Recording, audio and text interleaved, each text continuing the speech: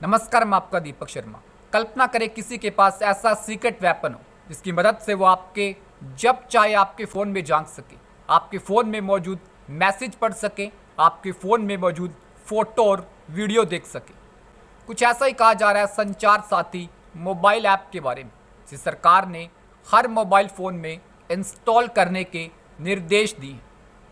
इस वीडियो में हम बात करेंगे कि संचार साथी ऐप आखिर है क्या, या कैसे काम करता है, सरकार क्यों इसे हर मोबाइल फ़ोन में डलवाना चाहती है, विपक्ष सरकार पर क्या आरोप लगा रहा है, क्या एक व्यक्ति की निजता का हनन वास्तव में हो रहा है, इस ऐप के साथ ही पेगासस की बात फिर से क्यों होने लगी है और सरकार की इस पूरे मामले पर क्या प्रतिक्रिया है, यह भी आपको बताएंगे।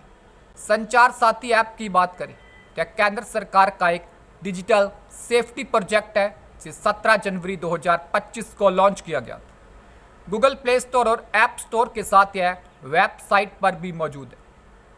इसके जरिए आम लोगों को कई तरह की सुविधाएं मिलती है, जैसे यूजर के चोरी हुए या खोए हुए फ़ोन को सभी नेटवर्क पर ब्लॉक किया जा सकता है, IMEI वेरीफाई किया जा सकता है ताकि पता चल सके कि डिवाइस असली है या डिवाइस नकली है।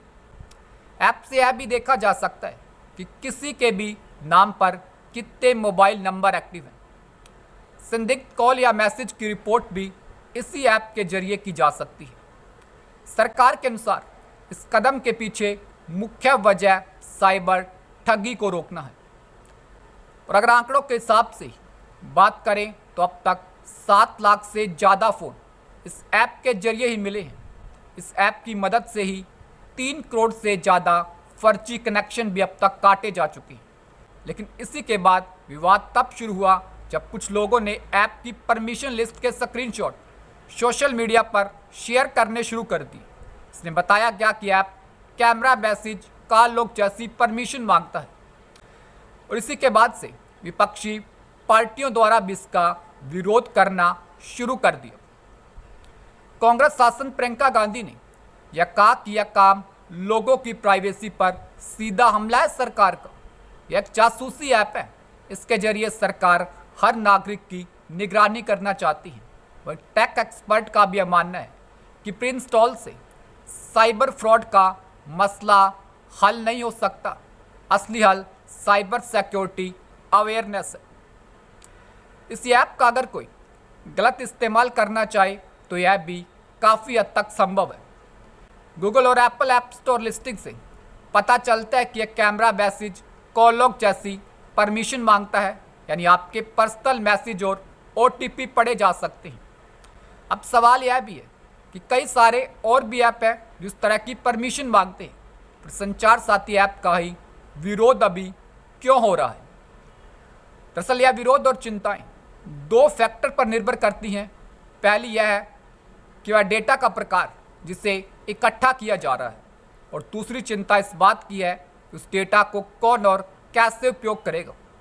बड़ी कंपनियां जैसे गूगल और एप्पल वह डेटा प्राइवेसी पॉलिसी में ज़्यादा पारदर्शिता रखती हैं। सैद्धांतिक रूप से किसी भी ऐप के जरिए जासूसी हो सकती है यदि उसके पास आवश्यक अनुमतियां हो तो। ये विरोध की वजह भी बन रहा है। संचार साथी ऐप की प्राइवेसी पॉलिसी कहती है कि डेटा सुरक्षित रखा जाएगा और कानूनी ज़रूरत पर ही शेयर किया जाएगा, लेकिन कितने समय तक डेटा स्टोर किया जाएगा इसकी कोई स्पष्ट जानकारी ऐप में नहीं है। टेक एक्सपर्ट का मानना है कि इससे प्राइवेसी रिस्क बढ़ सकता है। और अब बात आती है कि जासूसी का मामला इस ऐप के जरिए ही विपक्ष द्वारा क्यों उठाया जा रहा है। दरअसल 2023 में पेगासस स्पाईवेयर केस आया था, जो इजराइल के NSO ग्रुप का एक टूल था जो फ़ोन में घुसकर मैसेज, कैमरा, माइक एक्सेस करता था। आरोप यह लगाया गया कि भारत सरकार ने पत्रकारों को निशाना बनाने के लिए पेगासस स्पाईवेयर का इस्तेमाल किया है। एमनेस्टी इंटरनेशनल और वॉशिंगटन पोस्ट की रिपोर्ट में यह खुलासा हुआ था कि यह स्पाईवेयर मैसेज और ईमेल पढ़ सकता है, फोटो देख सकता है, कॉल सुन सकता है और यहाँ तक कि लोकेशन भी ट्रैक कर सकता है। हालांकि पेगासस एक स्पाईवेयर था जिसे चुपचाप से फ़ोन में छोड़ दिया जाता था। लेकिन सरकार का संचार साथी ऐप एक डिजिटल प्रोजेक्ट है।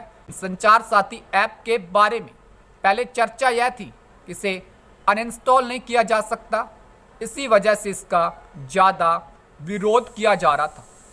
इसके बाद से दूरसंचार मंत्री ज्योतिरादित्य सिंधिया ने कहा कि इस ऐप को अनइंस्टॉल किया जा सकता है और एक यूजर के तौर पर भी संचार साथी ऐप पूरी तरह से वैकल्पिक है। इसलिए अगर आपको लगता है कि आपकी प्राइवेसी के लिए खतरा है तो इसे डाउनलोड करने से आपको बचना चाहिए।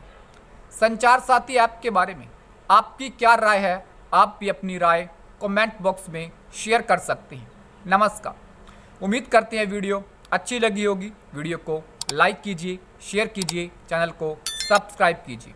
धन्यवाद।